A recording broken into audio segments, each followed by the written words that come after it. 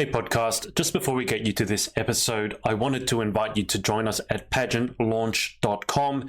We are starting the world's first dedicated pageant review site, and we want you to join our launch team. All you need to do is put in your email address. It's completely free. We are looking to make the pageant industry safe, transparent, and fair, and we'd love your input on how to do that. So head over to pageantlaunch.com, whack in your email address, and let's get you to this episode.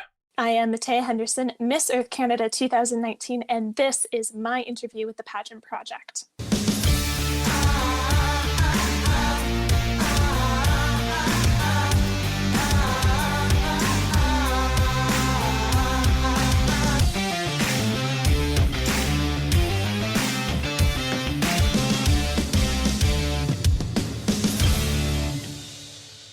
Hey everyone, it's Adrian from the Pageant Project. Hope you're all doing very well. And I have a special guest with me today, Mattea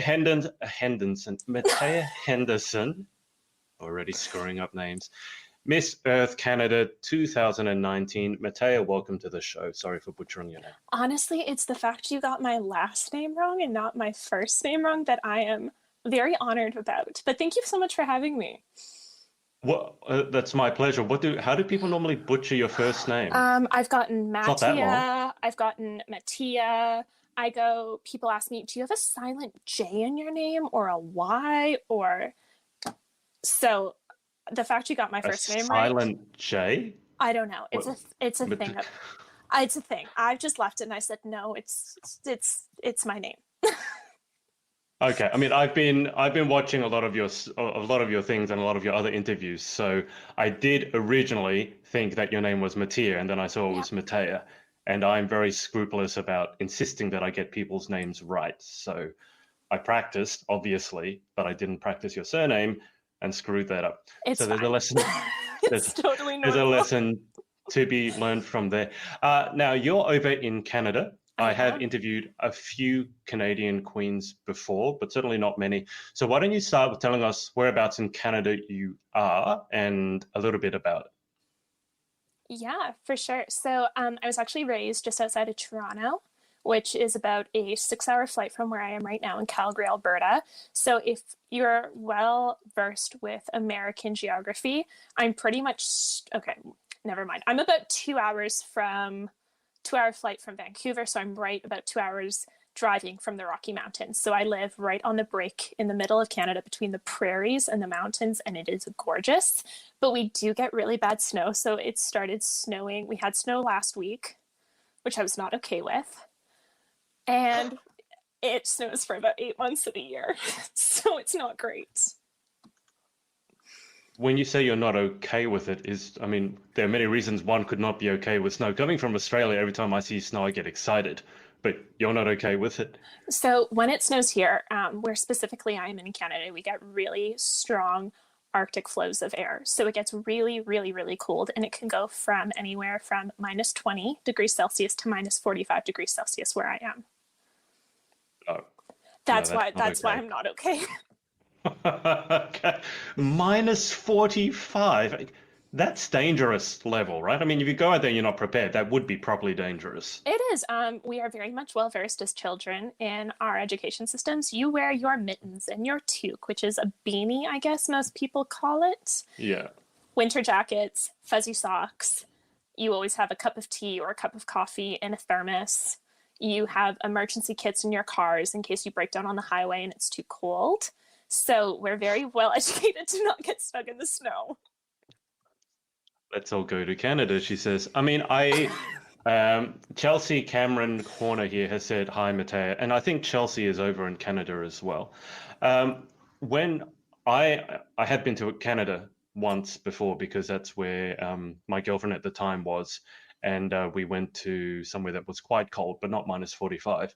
I had been to the US when it was minus 20. Oof. And I didn't know, because we laugh at, for example, UK people when they come to Australia and will get sunburnt. Oh my gosh. I did the opposite. It was minus 20 outside. I went outside to take a phone call. I didn't want to interrupt people. I was wearing a t-shirt. I didn't have mittens. And 5 minutes into the phone call, I had to tell the person, you're going to have to hang up because my hand doesn't move. That's a thing. Yeah, That is a thing. I have a quick story for you then if you enjoyed that. go for My it. my boyfriend's from South Africa. He's Mr. World Canada right now, actually, which is very funny. But he'd never experienced snow and he moved to Toronto. And he Hmm. calls me and he goes, I just had the best snowball fight of my life. But he didn't realize how cold his hands would get holding snow. So he runs inside and goes to stick them under hot water. And that's exactly what you don't want to do because you're going to damage your skin because it's such extreme temperatures. So I'm on the phone. I'm like, whatever you do, don't stick your hands under hot water. And he's literally running a hot shower. And you just hear this like excruciating scream. And then he goes, oh, this is why you're not supposed to stand in hot water after you go out in the snow because your body's not used to it. And I just sat there and I'm going, you're going to die in Canada from snow. Was he okay? Oh, he's fine. He's totally fine. But that was his first true experience with a Canadian winter. So why is that a bad idea to if you had the snowball fight to run your hands under hot water? Because I know nothing about dealing with cold weather, obviously. Okay, so think about it this way. When you go for a really, really hot run in Australia and you come home and you've had a great workout and you go to step into a cold shower, the Mm, temperature is going to feel a lot more, I guess, neutral because your body's going to be so warm. yeah. When you go from extreme cold to extreme heat, it can actually damage the sensitivity of your nerves because it's so extreme from one variance to the other. Okay. Yeah, it's not nice. All Just right. don't Well, do it. Just don't do it. I've learned something today. I'm not okay with cold. I have been to Canada, as I said, and the only thing that I know about Canadians that I can remember is one, you're crazy about maple syrup. Yes, Like literally, you will fight each other over who makes the best maple syrup, and apparently the best ones come out of a can. And secondly, poutine, the French fries mm-hmm. drowned in gravy, which I do not like. I'm sorry, That is fine. That's I fine. can't do it with the cheese. And do Ugh. you like it? Are there any secrets to finding a good one? To me, it's just a big bowl of grease. Okay, so there's different variations. So if you're in a French-speaking province, they say poutine, but if you're in an Hmm. English-speaking province, they call it poutine. A little bit different, Right. same food. What I've learned is you can actually do different variations of toppings. So you'll always have your base French fries, and then you can put Yeah. whatever you want on top. And what I predominantly do is I put buttered chicken on top of my cheese curds. So it's like eating a curry with French fries and then just melted cheese. I, well, Yeah, just but brain explosion. there's no Buttered gravy. chicken. Butter chicken But on French fries instead of rice or naan, and then cheese curds. It's like my happy place. oh my God, I'm tempted to try that, but I think I might have one bite of it and keel over. Every time I do one of these interviews, we end up talking about food. So since we're on the topic, what, I mean, I know you're fanatical about coffee. Mm-hmm. So in terms of things that you cannot do without drink-wise or Ooh, food-wise, what is it like the top three list? ooh, coffee. I literally just got a Nescafe maker for my birthday, and I was sitting there crying in front of my family. That was the best birthday present I've ever gotten in my life. Emotional much? It was. I was. I was so happy. Any pageant girl who has seen me knows if I don't have a cappuccino or a latte or black coffee, I cannot function throughout that day because those are 23-hour days, 22-hour days, and you need your caffeine to function. So coffee would be one. Second would be this coconut curry shrimp that I learned how to make with sauteed greens. It's a very good Wow. comfort food. And then this is going to sound very cliche, but my granny's apple pie. I don't know what she does to Mm. that pie, but it is the most exquisite flaky crust I've ever had, and I can't eat it anymore because I'm celiac. Mattea, we just lost your Oh, audio. Oh no, you're back. we're You're back. You're back. back. We just We're got back. you out for a sec. Don't know what happened there. What were you saying? You said you were celiac. Yeah, You are so celiac. I am celiac, so I can't eat apple pie anymore because the crust is gluten. So my granny is trying to make an alteration to her recipe so I can still have her pie. Yeah. That's difficult. I've done a lot of, shall we say, food experiments. I've been a raw foodist, so I've been on the Ooh. very, very extreme. And I have to say, one thing I've not been able to find is gluten-free alternatives. Not maybe to pastry, but definitely to pasta. It's never quite the same. So your grandmother might have her work cut out for her there. She'll be fine. She'll be great. She's like a superwoman. So I'm not surprised if she could figure it out pretty quickly. Now, Chelsea has said, where I live in Canada, I was taught about rattlesnakes, scorpions, Yes. and black widows. My region in BC is home to all three. Yeah, that's about right. Yeah. Okay, that sounds like Australia. Everything's trying to kill you. She's also said maple syrup is delicious. Bhutan is an acquired taste. It is. It definitely is. I completely agree with you, Chelsea. What does maple syrup go on, by the way?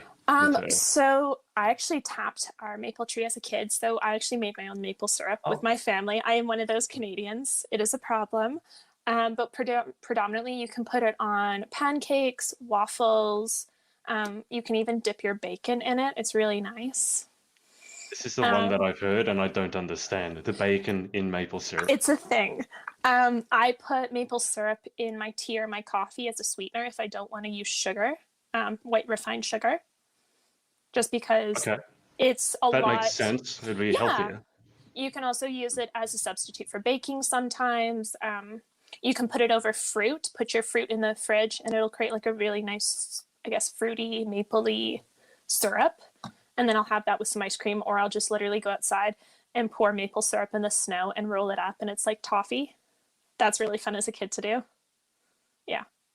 Don't you end up eating all the snow as well then? Yeah, but it's clean snow. Oh, dear me. Not sure how good I am with eating snow, but I guess if you know where it's been, it's all right. It tastes like maple syrup. You're fine. Okay, I'm assuming you're not on the side of the road and just no. Okay. No. Okay, it's free-range organic snow. Stephanie, you have the most epic name, Ferrell. Oh my gosh. I don't know how to pronounce that. Stephanie, where are you from? You're not from Canada, are you? I thought you were from the UK somewhere. Same, I have to have my caffeine. Ooh. You're not alone. You're not alone there. Well, Mattea, that was a random way to start. I don't know how we got onto that track, but why don't we bring it round to pageantry? Perfect. This is a pageant interview after all. Can you give the ladies and gentlemen watching an idea as to your pageant history? So what got you started in the first place, and then all the different ones that you've been a part of? I didn't actually realize this until about 3 weeks ago. I've been in the industry for 10 years now as of last month, which is absurd to me because I don't know many girls who've been in that long.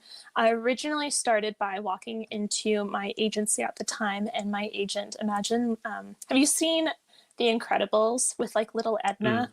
Okay, imagine that woman, but with like bleach blonde hair. That was my agent, and she was my angel, my mentor.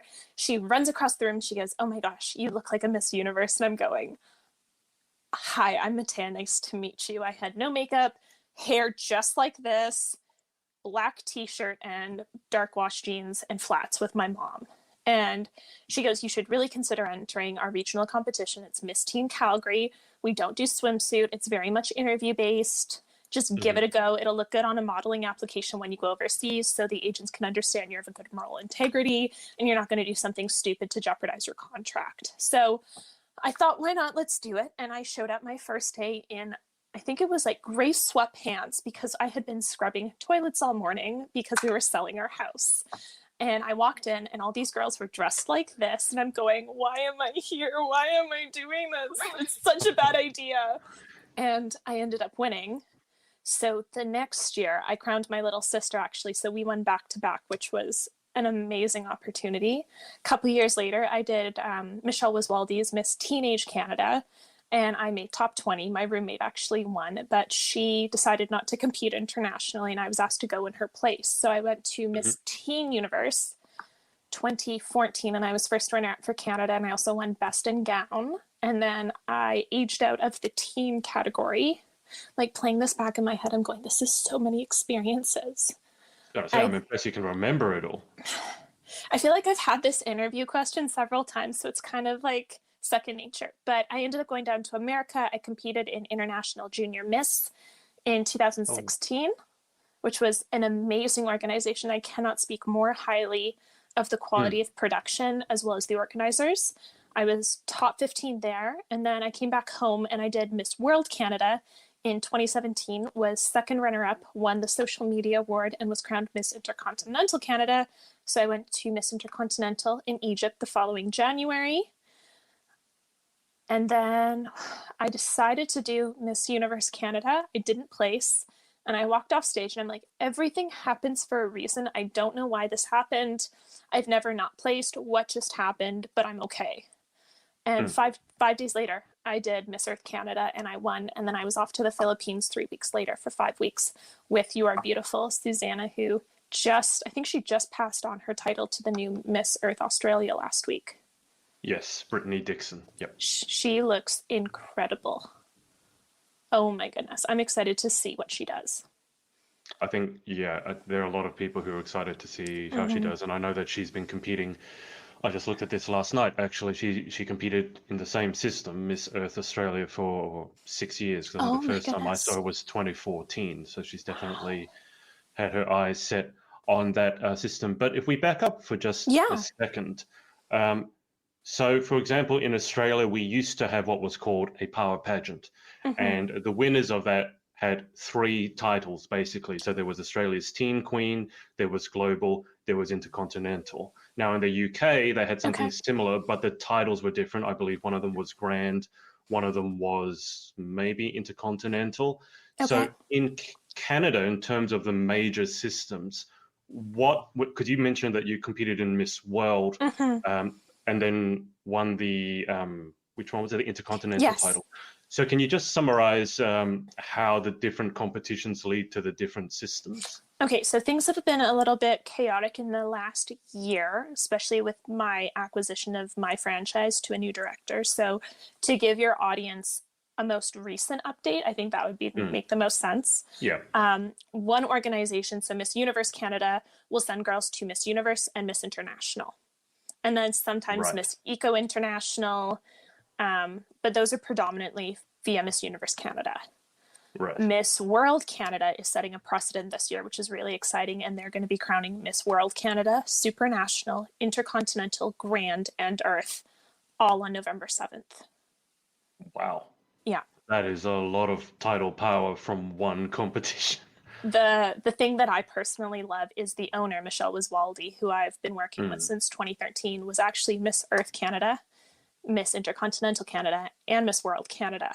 So she's been around the block, and it's amazing to have a director that knows the different systems and chooses the girl who best represents that system, in my opinion. She's very good at working that out in her head. So she'll be crowning 5 girls. She literally just crowned her Miss Teenage Canada as well, but that's a whole separate pageant. Yeah. And then today, just with how Miss Earth is virtual this year, they're virtually crowning my successor on September 14th, I believe.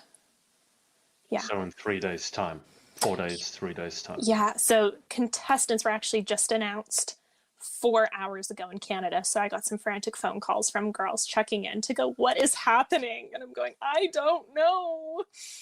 Yeah. But to give people an idea, your franchise, as in Miss Earth, has changed hands during your reign. So when you won last year, the franchise Miss Earth was owned by one person. Yes. And then during your reign, it has actually switched over to another person, which is not unheard of, but it is unusual. So how have you been dealing with that? I know you did a YouTube video about it all live. So how has that sort of shaken things up?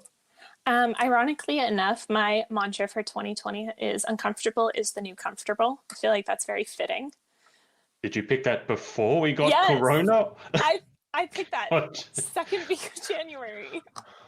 I keep telling people I said 2020 I wanted to be different, and I keep saying now I wasn't specific enough when I said I wanted it to be different. You have to manifest what you want, and saying different is not specific enough. But I also, learned my lesson. Uncomfortable is not the right word to use either. So to kind of go back, I was originally under Harlick Productions, which is now called Miss Queen Canada, as they do send several women internationally. I believe they have 5 girls that they send internationally per year to different organizations, not the Grand Slam pageants, but very good industry pageants. So I literally woke up to about 6 text messages going, what is going on? And I'm going, well, I've just woken up, so I need my coffee, as I always do. And so my roommate from Miss Teenage Canada, who actually won, calls me and goes, do you know your directorship's changed. I don't know what this means for you. Figure it out. And I'm going, okay. So I kind of went through and I looked. I'm like, okay, here's the official announcement from MTCW Inc., which is the organization that holds all these major titles. Here's a quick message from my old director. And I'm going, okay, I have a very good relationship in my mind with the current director because she was my director as a teen and for Miss Intercontinental. And about 5 hours later, she reached out. She goes, hey, Mattea, I know this is insane. Don't worry. If you have any questions, call me. Do what you have to do. You're such a good title holder. So I had some long talks with myself where I went, what do I want to do with the rest of my year? How do I do this? And who do I kind of fall under? So I contacted both of my directors and said, look, this is what I continue to do. Are you both on board with this, having relationships with me until 2020 when I crown my successor? Because I do owe gratitude to the people who chose me to be Canadian or the Canadian representative at Miss Earth. But I also feel that I have a strong relationship with MTCW Inc. because I was a teen with them. I was Miss Intercontinental Canada. I have good relationships, but I also want the title to be passed on in a seamless way so the next girl doesn't have this crazy transition. But now with COVID, it's a whole other ballgame. So it's been a crazy year. I was lucky that I had good relationships with both directors and they were open to it. So I'm really grateful for that. Yeah, so it could have been potentially could have been a much trickier situation than it actually ended up being. So that's good to hear. Now, just to bring you up to date with the comments, Stephanie here has said, same, I have to have my caffeine. Yeah. She loves maple syrup on pancakes, and it's midnight here in the UK. Yes, it is. Jeez. Why are you up? It's now midnight, Stephanie. Chelsea has said Canadian pageant queen and goals. Oh, so there you go. That's going to make me cry. It's been such an emotional day. I know Jasmine. You won't be the first person who's cried on anything. I would sit there and cry. Jasmine, I believe Jasmine's actually competing for Miss Earth Canada right now. That's exciting. And I know she's competing for Miss World Canada. And I think someone was saying it's 53 days. Yeah, so we're close. All right. And Stephanie here said, Miss Earth is a fantastic system. I think you'd be great as a Miss World. Oh. You did give us, obviously, you said 10 years. My podcast co-host, Danielle Latimer, has also been involved in pageantry for 10 years. It's a very long time. So I feel like I should ask, what are the plans after this? Are there any, one step at a time, or are there any concrete plans at the moment? I feel like pageantry has really put me in a position to do what I do. And that sounds very, very broad and vague, but when I came home from Miss Earth, I could not get a job in Canada. I just graduated. No one was hiring with the economy. So I ended up launching my own company. So I specialize in digital content marketing strategy, as well as marketing services for small to medium businesses, specifically focusing on women in business and community. So that's one thing I do. And then I do marketing consulting, and then I also do mentoring for girls. It's just kind of on a friendship basis, but when I retire, I'd love to continue somehow in the industry. I just don't know how yet, but I feel that there's such a conflict of interest with holding a title, with competing, and then coaching at the same time. I feel that's not fair to girls. So that's something I've been very adamant on, is I will not coach until I retire, because I would never want to put someone in a conflict of interest or a compromised situation, especially within the Canadian industry, because it is so small.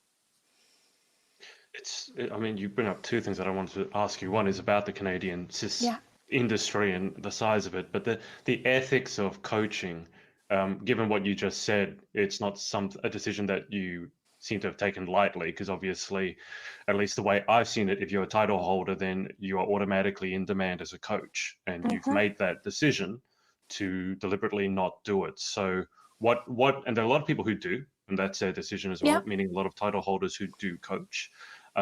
What specifically made you go, okay, if I'm a title holder, I am not going to coach? For me, what it comes down to is no matter what organization you're with, whether it's Universe, World, Intercontinental, Earth, a teen pageant, Galaxy, IJM, I can go on. In my mind, when you are a national title holder, at the level of which I have had 2 national titles and then a teen title, I feel that it's my obligation to fulfill that role to that organization, to fulfill the brand needs, the organizational requirements, to present myself the best way possible as a Canadian ambassador. And I couldn't do that if I was worrying about other girls' performances, other girls' social media, how they come across in an interview.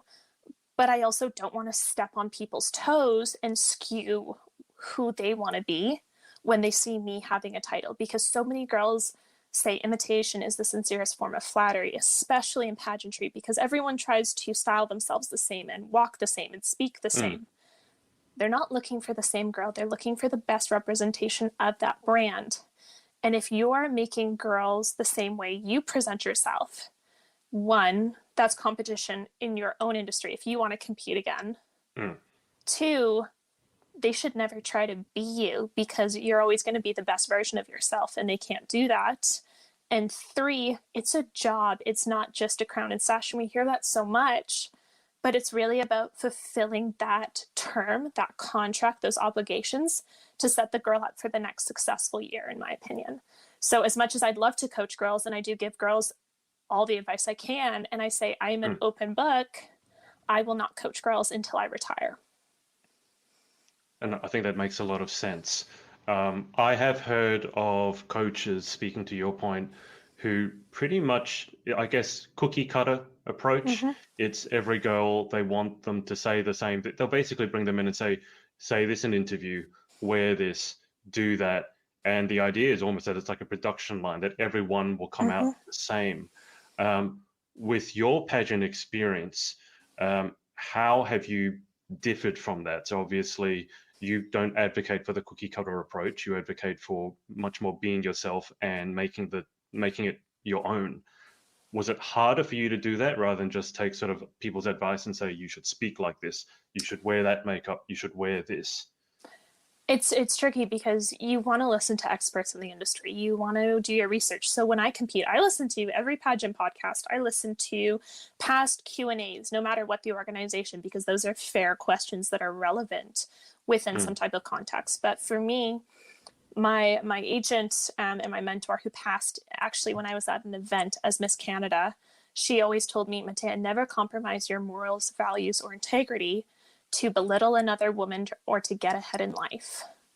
And that really, really stuck with me, because being a woman in business, I see women step on each other on a regular basis. And if you have 60 women in a room together at a national competition, you can bet things are going to get competitive and catty. Women are so competitive in a quiet, sneaky way. It's different to the men. It's very different. But I went, if I ever were to win a title, I'd never want to do it not being myself, because then it wouldn't be authentic. It wouldn't be real. And I wouldn't be a realistic role model, because so many girls go, Mattea, you're so real. Why are you so nice? And I'm going, well, why would I be anything but how I would want to be treated? And if you're an ambassador for your country at this point, you're putting that first impression. If someone hasn't met a Canadian, to go, oh, this is Mattea, she's Miss Canada, this is what Canadians must be like.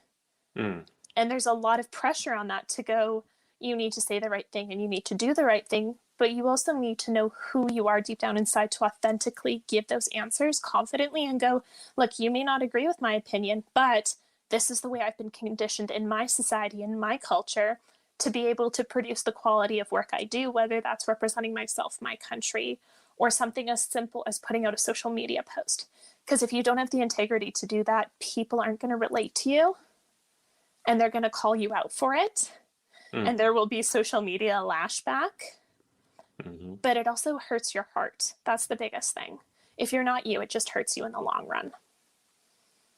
I mean, given what you just said, I tend to think that someone who has such a sort of well thought out reason for why she's doing things the way she's doing it, I always think there's a reason buried in the childhood or the upbringing. Yeah. So how did you get to be the person that you are now? Because I mean, there's a lot of people who similar age, maybe similar pageant experience, but have a very different way of portraying themselves, whether you want to call it fake or shallow or trying to be famous rather than having the integrity. So how did you get to that realization or that self-awareness that integrity and being yourself was such an important part of who you wanted to be? So my parents actually moved me across our country at 13, and that is the most awkward age you can transfer schools. That is the starting point. I moved from a dual track school, which is French and English, just outside of Toronto. We had the same 20 kids for 8 years, to Oh, moving wow. to the middle of Calgary, where I had 13 classes of 30 kids just in my grade. And I was the new girl from Toronto. And I grew up in a group of individuals where we didn't gossip, we didn't bully. It was very much like you defined a person based on their characteristics of quality and integrity. So it was Mm. always like, so and so's the smartest, so and so's the best basketball player. Mattea can't do math, but she makes everyone laugh because she knows she can't do math or something. It was very genuine. And I'm so grateful I Yeah. had that childhood. But moving into a large school, I was kind of the striped puppy in a litter of spotted puppies because I didn't fit in. And I was so bullied through junior high and high school. You name it, it happened, and it sucked. And I went to therapist after therapist in high school and university, and they would go, "There's nothing wrong with you." And I'm going, "Okay, well, there's a pattern. What's wrong?" And they said, "You don't fit in because you hold your ground on who you are. You may not stand up to that person, but you're Mm. not going to be mean and make them feel less than."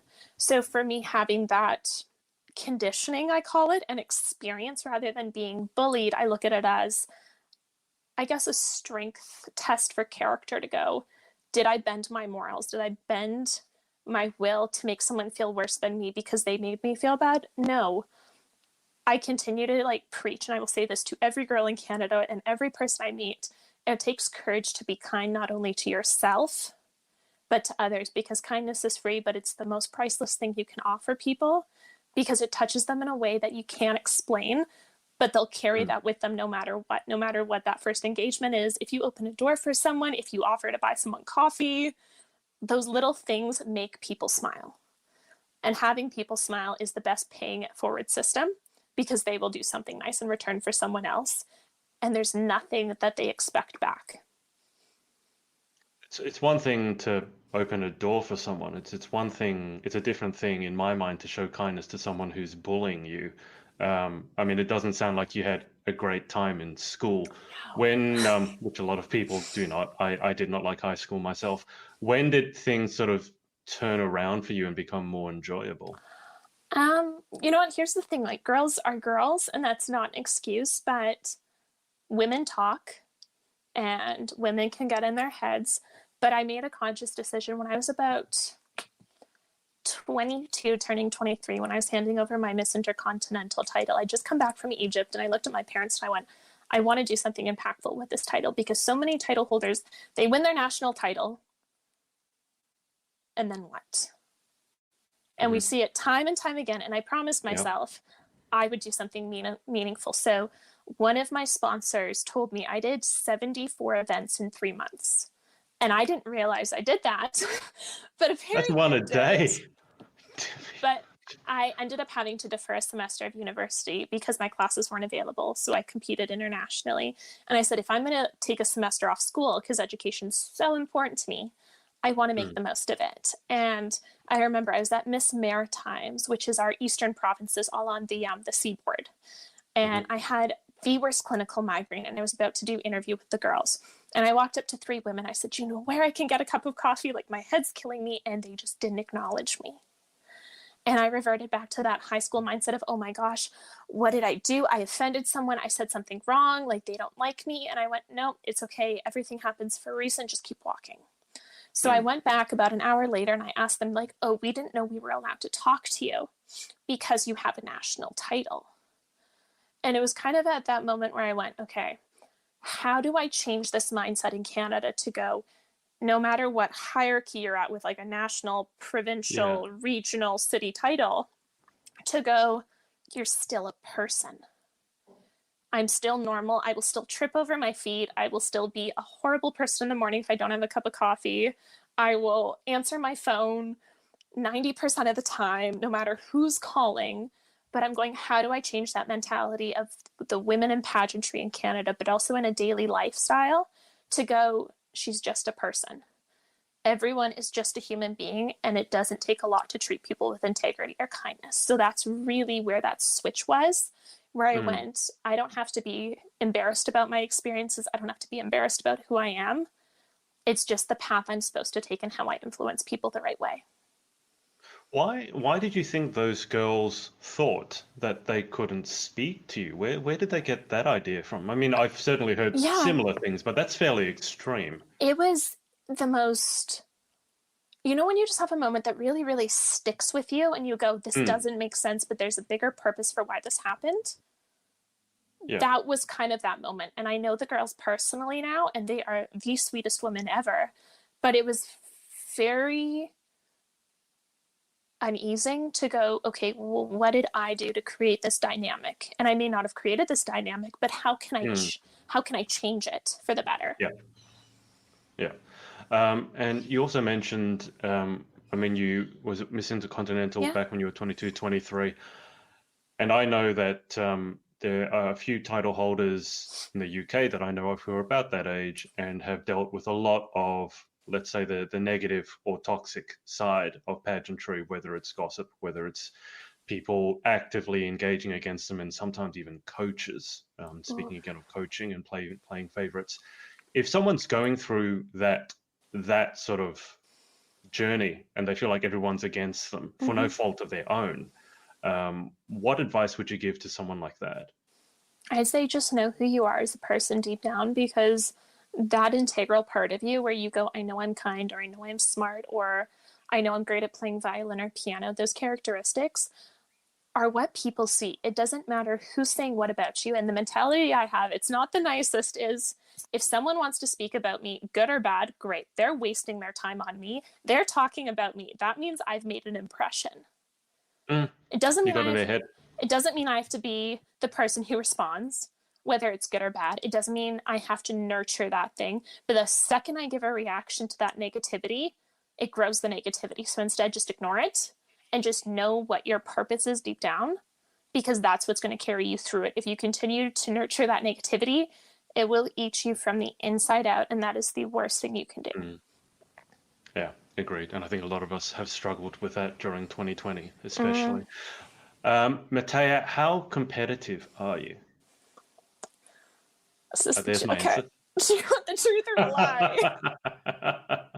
I'm just curious because I think, and we can have a discussion, you can disagree with me on this. Oh, I gosh. think a lot of women in pageantry feel that they shouldn't say they're competitive. Like they say, I'm not in it to win. I just want everyone, I want to meet everyone, I want to have a good time. But I really think there's a lot of people Okay. who are highly competitive, and I don't think that's necessarily a bad thing. No, So it's talk to me not. about being competitive. Okay, I am so competitive, it is stupid, and I can openly admit it. I like to be the best at whatever I do, and I like to exceed people's expectations because it's oh, I know I'm that good. Let me prove you wrong of why I'm that good, and you will eat your words. Yeah, I'm not nice about it. I know I'm not, and my mom can vouch for that. Um, I will always be kind to people, but I will think in my head, can I outdo you? Not intentionally, but it's like a thought process to go, I was a competitive athlete for forever. I have two extremely overachieving siblings. My sister just literally scored a 512 on her MCAT entrance exam, which is, I can't even fathom it, because she was doing her grad school program in business. She was part of two research projects, head of two societies, and working full time. My brother just finished a 3-year military contract, is now taking political science, and was asked to row for his university on the rowing team for the varsity team with no rowing experience. My parents bred competitiveness into us, not intentionally, but they told us, whatever you do, do it 110%. If you want to Hmm. be the best garbage man, do it. So for the girls in the Canadian industry, what I specifically tell them is, if you're telling yourself you don't want to win, why are you entering? That's the question that I have Yeah, because I keep saying that no one goes in it to lose. no. So why can't we admit that we want to win? See, I don't Mhm. think that being kind and being competitive have to be mutually exclusive No, they necessarily. don't. They don't. And I always tell the girls in Canada, if you're not in it to win it, you really need to think about why you're entering. And if you want to Yeah. just get your toes wet in the industry, like, all the power to you. If there is like little things you want to do, great. So I always tell girls who call me and go like, how do I win this? Or how do I do this? I say, well, set many goals for yourself to win. If you can't walk downstairs in heels at your national competition or your regional competition, if you do that successfully, that's a win. If you nail your interview and you walk out of that interview and go, I killed it, that's a win. But if you don't set those goals for yourself, why are you competing? And you shouldn't compete with other women. You should compete with yourself. Yeah. That's the difference in my mind. And yes, I do like to win. It is a problem. Yeah, it's bad. I don't know if it is a problem, because there's this, I mean, this is a broader discussion, but I mean, given that you own your own business as well, it's very often seen with women that being competitive or being assertive is seen as a very negative thing compared to when a guy shows exactly the same traits. Exactly. Have you ever dealt with that sort of blowback when you're just being competitive or assertive and then someone calls you a nasty word or speaks behind your back for it? Yeah, so my degree is actually in marketing and international business, and the university I went to focuses on something called a capstone project, where we're actually positioned with multinational corporations where we offer them marketing advice and we pitch to them. I was the head of my group. We pitched to the Olympic bid committee for Canada, for Calgary, for the next Olympics. And then I also did another corporation that was looking for global expansion with robotics. And my group put me in charge, and it got to a point where they didn't properly provide me with the right information for a client meeting I had. And I was upset. I'm going, I look like an idiot. I had prepared just in case this happened, but that's the pageantry in me to go. I always need to be ready for whatever comes my way. And I sat down in my meeting with my group, and they looked at me and they're like, Mattea, what's wrong? You look so sad. I'm like, I'm not sad, I'm upset. And they said, why are you upset? And I'm like, I need you to seriously think about that question and what the ramifications are and what I just had to do for the last hour. And all the guys go, why is she being so moody? The girls went, why are you being so sad? And I said, it doesn't matter what I'm feeling. The fact is you put me in an unprofessional situation that shouldn't have been that way.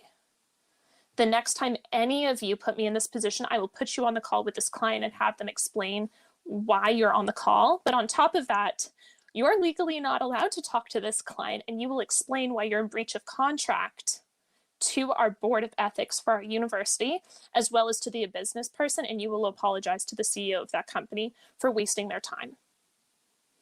And it was in that moment they went, oh, she is in charge, not she's being emotional. There's a TikTok audio that goes, it was at that moment that he knew he'd screwed up. I think that probably is appropriate to what you just said.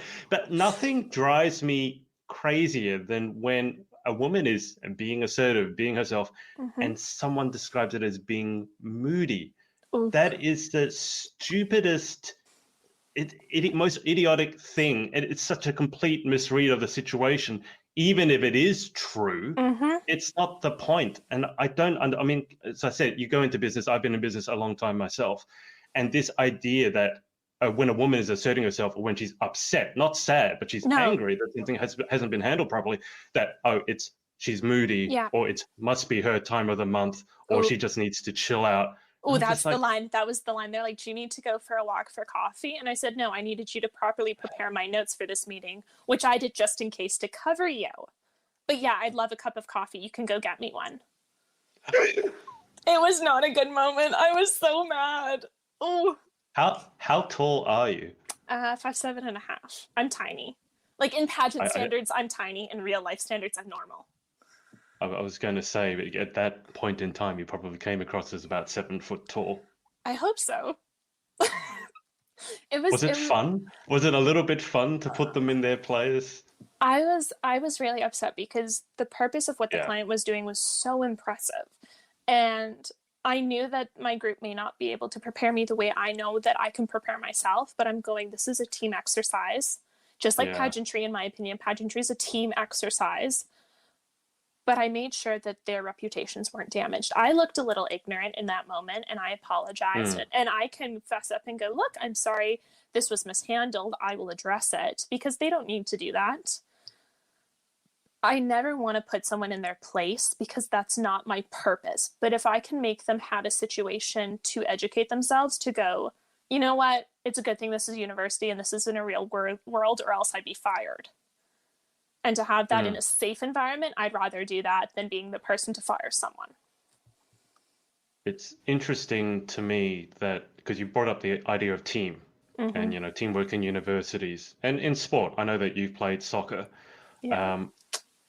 But this is the reason why I pick individual sports. See, I play tennis. I used to play soccer. And now I play tennis because when I walk on the court, what I love is, first off, there's no draw. It is win or lose. Let's get that. And you're out there as long as it takes. But the other thing is, if you lose, you have no one to blame but yourself. 100%. And I find that very, I don't know, I find that very almost relaxing. I don't think that's the right word, but to know that it's all on me. It's like therapeutic. Yeah.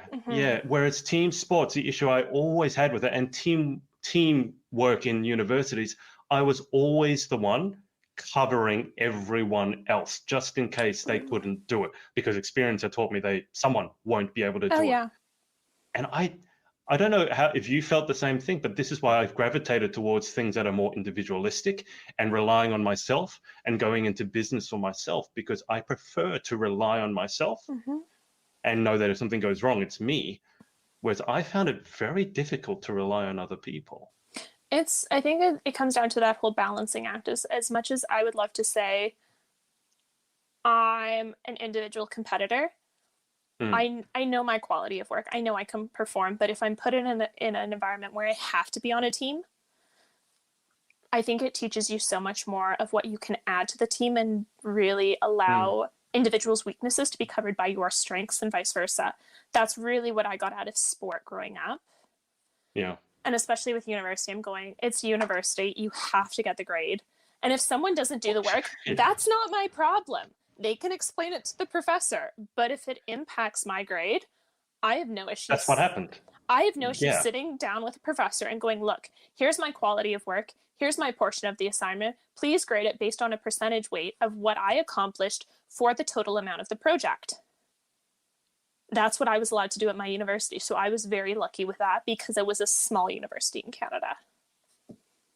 You're probably also lucky that the person that you were studying under actually was receptive to that, because I had the exact same in my final year. There was a group project and I did all the work, and I wasn't going to do the other person's work because I wasn't able to. I wasn't going to do that. Yeah. So I managed to get a better mark than he did, my partner, in a team project. But anyway, I think it's fascinating talking about being competitive within pageantry and just in business in general. Because as I said, I think it's given a bad name for women. Oh, it absolutely Still is. In general versus men. Like if a man's competitive, it's great. It's great. He's if a woman's leader in industry. Yeah. And if a woman's competitive, it's, do I really want to do business with her? Like, she'll be difficult. That's the word that a lot of people connotate with competitiveness.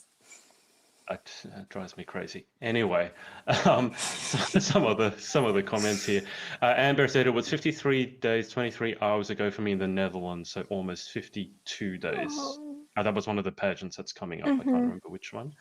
Ariana, who's over in the UK, one of my former interviewees, so true. Women should be able to be boss babes and competitive too. Yeah, absolutely. I do think it's turning around. It's still the prevailing, I think, is being competitive and being a woman. Being feminine don't go together. Yeah. That drives me crazy. And Edward, who sits a live pageant interview. Mattea, we've talked about your career. We've talked about a lot of things. In terms of hobbies or to relax, if you ever do that, aside from rolling maple syrup in snow, always. What do you do and making coffee? I'm getting very emotional about it. What do you do in your downtime just to relax? Oh my gosh. I feel like relax is going to be the word that I need after the next week of Miss Earth Canada activities. I love running. I love going for a run. It is so therapeutic for me. I will literally download 2 or 3 podcasts and I will just run because it gets me out of my comfort zone. It physically pushes me. It psychologically pushes me, but it's also my time to be alone in my own sport. To go, I know my quality. Let me see what I can achieve on my own without there being judgment. And I think that's a Yeah. big part of it. It's a space where people can't judge me. It's a space where I can be totally isolated. And it's just so relaxing when you come back from a good run and you're going, okay, I feel accomplished for some little thing. That's a big thing. Also, organizing things. I love organization. If you asked me, like, my favorite thing to do, it's to reorganize my closet. It is so therapeutic. It gives me absolute control over one thing in my life, which is so weird. I know cleaning de-stresses me. Yeah, I'm odd. It's fine. I've come to terms with it. That would make you the perfect daughter or the perfect girlfriend, someone who likes to clean. Oh, yeah. A lot of people who would be happy with that. No, I think it's really taking the time for me just to like take a moment to breathe, whether it's like watching a Netflix series or watching a movie or sitting down with my dog and just letting my dog be an absolute goofball, or having a cup of tea with my mom, or going for a walk with my boyfriend. It's the really simple things that people take for granted are my favorite things to do, because that's where you find normalcy. Because everything else that I do in my life is not normal.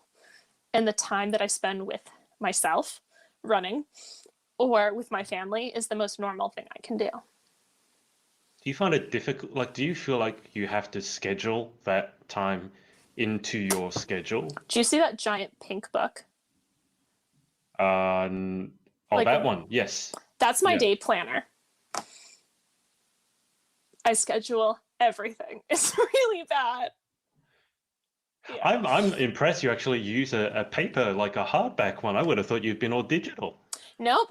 Paper planner. My planner is actually from Australia. I order my day planner from Australia. Why? It is such good quality. If you want an amazing businesswoman from Australia to ever interview that is not pageant related, the company is called Emma Kate Co. And she literally custom designs day planners for women who are busy. And it gives them the space to organize their life exactly the way they need to. So she has a daily planner, a weekly planner. I do the daily because I've got so much going on, but it is so therapeutic to write down my goals for the day, my New Year's resolutions that I still continue to do, because if I do not knock them off my list, I feel like I'm not productive. Yeah, I'm that person. So yes, I do have a paper planner. I think I knew the answer to it before I asked. What, God forbid, what would happen to you if you lost that, though? Do you see the black one on the edge? Yeah. I have a backup for daily planning too. Yeah, I'm a little odd, but it's fine. It keeps me going. Dear me. Okay. That's amazing. All right. So those are the hobbies. Now we always wrap up interviews with the same 10 questions. Ooh. But before we get to the final 10, shout outs, thank yous to anyone for supporting you along your journey, not just in pageantry, but in life as well. I definitely say family and friends. My family and the boyfriend are my rocks through and through. They literally dealt with my meltdown literally this morning, going, what's going on with my life? My incredible team, Mattea, and they know who they are. I don't disclose who they are because they are such incredible individuals and everyone would want to steal them. I also have them sign non-compete clauses just in case. So that's a thing. No, I think it just comes down to any individual that chooses to be kind and like to make an effort with any person. Kudos to you, because that's the most important thing you can do. And that's really what I look for in people that I surround myself with. What happened with the meltdown this morning?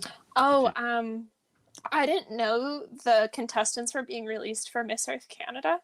And so I'm sitting there crying, going, I know all these people. They're such great people. And I was just so happy, because to know that my title will go to someone who can really make an influence and an impact on the Canadian industry, but also bring back that, I guess, prestige to being Miss Earth Canada after the past few years. I'm very excited for her opportunity at Miss Earth. So I was just sitting there crying, so happy that they're great girls. Do you cry very often? I mean, no, it's cried just there. You said you cried about the coffee machine. Okay, the coffee machine is a custom Nespresso. It is something worth crying over, but I don't cry. I think My boyfriend's seen me cry 3 times in our entire relationship. I didn't cry when I was born. I didn't cry when I broke my arm. I didn't cry when I broke my shoulder. I don't cry. But when I get really happy about something that's going to be extraordinary, I cry. That's when I cry. Not when I'm sad or when I'm hurt. I cry when I'm happy. It's weird. Yeah, it's fine. You do things in your own way. Let's I do. Let's put it that way. It works. And yeah, that's all that you need. It's something that works for you. You got to find out what works for you, uniquely you. Okay. All right. Well, the final 10. This is not a speed round, just to clarify. You don't need to go through it as quickly as you can, but if you want to, because you're competitive, feel free. Deal. Question 1. What is your favorite word? Ooh, gratitude. It is such an important thing in my life. Like, you can't give without receiving or receive without giving. And I think everything comes into your life for a specific reason, no matter how adverse it is or how difficult or amazing. It's there to teach you a lesson, and you need to be grateful that you have the opportunity to do that. What is your least favorite word? Can't. That's not a word that exists. You can do something. You might fail, but you can't not do it. You're still going to do it at some point, especially if you're competitive. I like how you actually look slightly angry even when you say the word. I say can't, you say can't. Yeah, I say can't. You literally look like you're getting angry even talking about that word. Yeah, my sister says that too. Okay. Question 3. In life, what gets you excited or what turns you on? Ooh. Success, drive, and passion. I think those are such important things that people lose focus of. I find so many people, and I hate saying this, but so many people settle with mediocrity where they're happy, but they're not pushing themselves to do more. Yeah. What turns you off? The choice to be stupid. That doesn't make a lot of sense. It does, but I'll let you explain what you mean by it. There's so many individuals that I find don't choose to be open-minded on things, and that's their choice. But when you've consciously educated someone on something and they consciously decide to ignore you, whether they choose to agree with you or disagree with you, ignorance is a choice to be stupid, in my opinion. And I don't need to be around that. People don't need to be around that. It's interesting. It's fascinating to me you bring that up because I've had a lot of experience with that recently, just in 2020, and I completely agree with you. I mean, you try and explain things as best you can if someone's willing to listen, and then at the end of that, if they choose to still be ignorant to it, well, that's a choice of stupidity. Yeah, which I don't understand why you would make that choice, but anyway. Question 5, what sound or noise do you love? Okay. I live just on the prairies, just about on the prairies of Canada, so the sound of wind going through grass is extremely therapeutic to me because it looks like water's on the grass. It moves like water. It's really cool. So I'll sit outside on my porch with my coffee and I'll watch the wind go over the grass and it looks like water. But there's like a specific sound because I live in an ancient riverbed. It's a thing. It's a thing from the glacier melt, Rocky Mountains. Yeah. It's a Canadian thing, I'm going to say. But it is the most sweet sound ever. But it's super strong. Is it kind of like a rustling sound? Sort of. Right. It's just we have really strong breezes. Right. Okay. What sound or noise do you hate? Ooh, nails on a chalkboard. The sound of someone walking on like rough cement with their feet. It's a specific sound, but it sounds like it's just not pleasant. It makes my skin crawl. I'm just going to leave it at that. It's really specific, I know, but it's a pet peeve. I feel like I need to Google that, look that up after we get off this interview to find out exactly what it sounds like, because I can't. Nails down the chalkboard, I understand, but feet on concrete is something it's like different. When people have like really rough soles with their feet and they're walking on like rough concrete, it's It's like, it feels like, it sounds like sandpaper. It's just, oh, it gets me.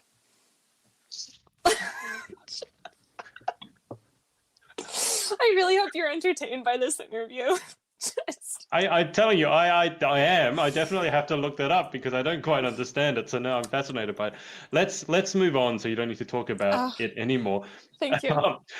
Question 7. If you could have any one superpower, what would you pick and why? Invisibility. I always wanted to be invisible as a kid. And I was invisible at one point, like just with a social life and pageantry. But I think ever since winning Canadian titles and being on social media, you never get that privacy back. So to be invisible, I think, would be a blessing in disguise. But I'm also the girl who just deleted like 7,000 people off her Instagram. So I'm getting that invisibility back. Yeah. You deleted 7,000 people. Yeah. One at a time. Yeah. I went through my followers and started deleting people. I started working with an organization that promotes educating people on the prevention of trafficking of human beings, whether it's sexually or for other reasons. A lot of people don't actually realize Canada's the second highest country for human trafficking through social media, which is a huge statistic. The average kid who's trafficked in Canada is 12. The average Indigenous child, whether it's Métis, First Nations, or Inuit, is 8. So I made the conscious decision, if I was going to be working with this organization and having young women and influential individuals and people who could be influenced on my social media interacting, I needed to make sure it was a safe, inclusive space where they couldn't be targeted, but I also could be aware of the people on my account, so I wasn't endangering someone. So yeah, I'm still working on it. I'm slowly going through the rest, but I dropped from 16,000 to 9,000 in the span of like 2 weeks. Oh, so I've gone through and weeded people out before, but in the hundreds, and that took long enough. Halfway through, I wanted to just end everything. I can't imagine what it's like to get rid of 7,000. Yeah. Why on earth? I did not know that fact about the trafficking. Why on earth is Canada so high up? Honestly, I wish I could tell you. There's not a lot of government protection when it comes to human trafficking in Canada. I think it's also a country people don't expect for human trafficking, but it's also a place where so many people immigrate to and migrate to. And our 3 biggest hubs are Vancouver, Montreal, and Toronto, and they're international hubs. They're not small places. But there was government funding put in place. I think it was $58 million and then $10 million per year after 2019, 2020 to implement programs to educate children on this, as well as individuals in specific communities. So it's something I'm really curious on because I've been in several situations I shouldn't have been put in, but because of my parents, thank goodness for them, they really told me to listen to my intuition and to listen to my gut, and I was able to maneuver myself out of situations I shouldn't have been in to begin with. And it was genuinely places I would have never expected, with people I would have never thought. And I was grateful that I knew how to mitigate that situation to get out of that risk. But it's something that people don't talk about. People talk about mental illness. People talk about natural disasters. But no one talks about human trafficking because it's too taboo. And so many people don't know how to address it. I actually launched a book a couple of years ago, and the organization that I partnered with actually dealt with human sex trafficking, specifically in Southeast Asia. Jeez. And they went as far as sending in undercover operatives to pose as people who were buying children to get them out, and not only got them out, but then gave them an occupation and gave them the education so that they wouldn't go back into it. Because very often they go into it, if they have a choice in the first place, because they may not, they go into it because there's money there. And then if you bring them out, that's great, but they don't have a way of making money, so they go back. And they're back on. Yeah, it's a really tricky conversation. It's something that I'm curious about. And especially being a woman who travels alone, and you're on a flight for 22 hours, you're in a country that you don't speak the language. Yeah. Even when I went to Miss Earth, even when I went to Miss Intercontinental, and when I went to Teen Universe, I was hyper aware of my surroundings because I knew I am a white woman in another country, and that can be stereotyped as privilege when it comes to financial means. Yeah. And I'm going, I don't want to be ignorant to my environment, but I also need to know what social injustices are going on. I also need to know what government stability is, what the infrastructure is politically, where my exit strategy is. But that's because my parents taught me that. If you ask me, if I went into a restaurant, I could tell you my 3 exits within 10 minutes. But that's just because as a woman, we're also taught to be fearful. And instead of being fearful, I choose to educate myself on my environment. Yep. It's a choice. It's a conscious choice.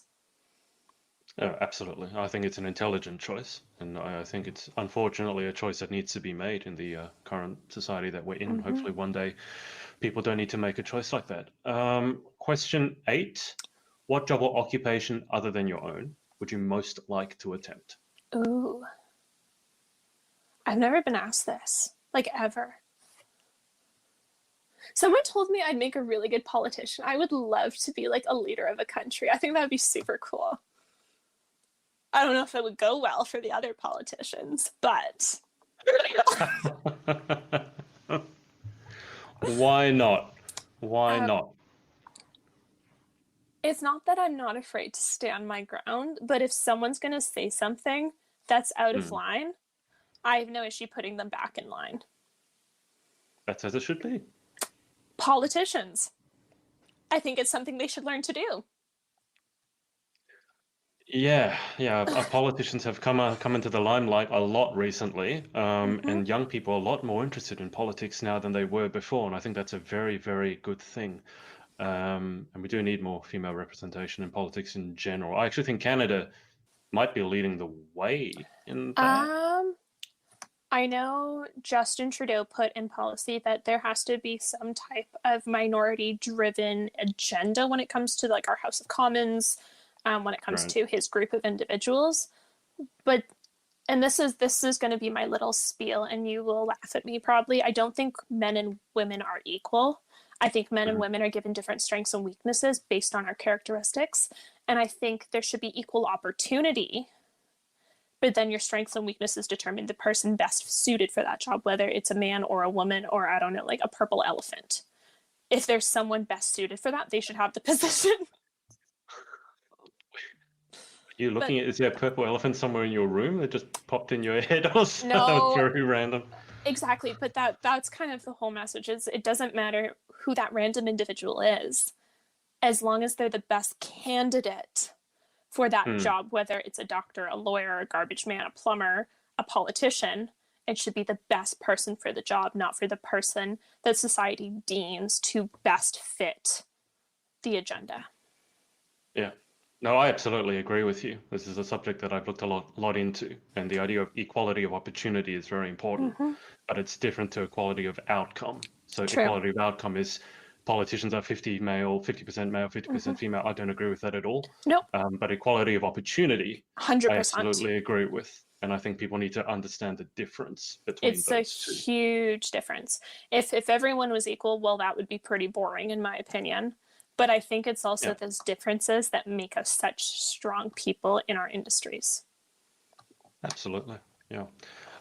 Question 9, what job or occupation other than your own would you definitely not like to attempt? Oh my gosh, I would not be a good doctor. I would be the worst doctor possible. Because? My mom and my granny say when we get hurt, you'll live, but you won't live like much.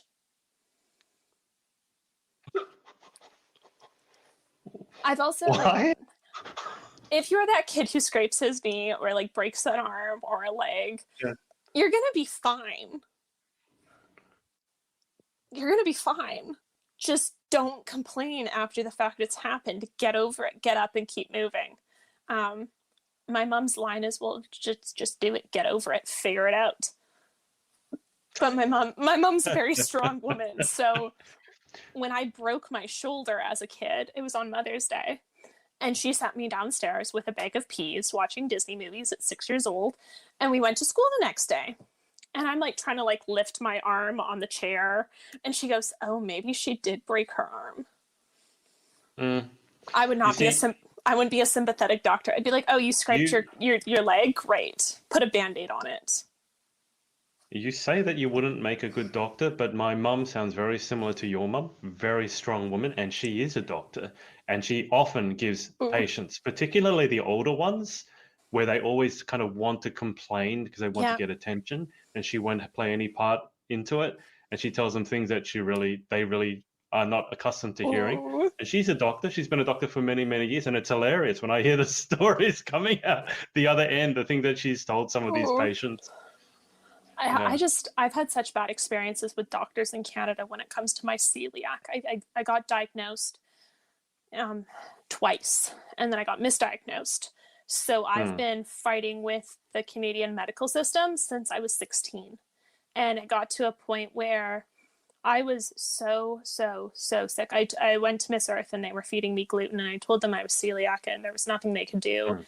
And on the second last day of rehearsal, they had a medical team available for me. And I'm like, well, this is a little too much, a little too late. Thanks.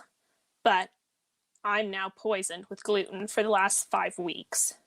I have to go home and wait for a biopsy to see if the damage done will lead to cancer down the road, because that's what celiac is. Your body can't Hmm. process the gluten protein, you become Yeah. malnourished, there is inflammational damage, leads to cancer. And I finally found a physician in Canada who was just like, yep, we're going to get your blood work done. You're 100% celiac. You were diagnosed celiac when you were 19. And then people ignored you. Thank you for speaking up.